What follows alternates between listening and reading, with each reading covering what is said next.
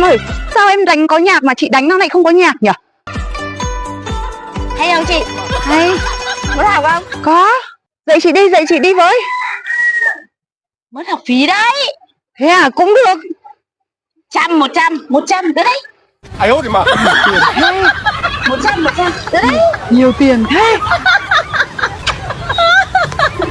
Chị đây đây, ra đây. Chị ra đây. Đứng đây nhá.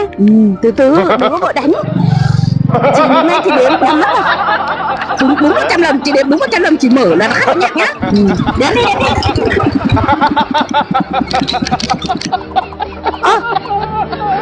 Bây giờ mình ngất rồi.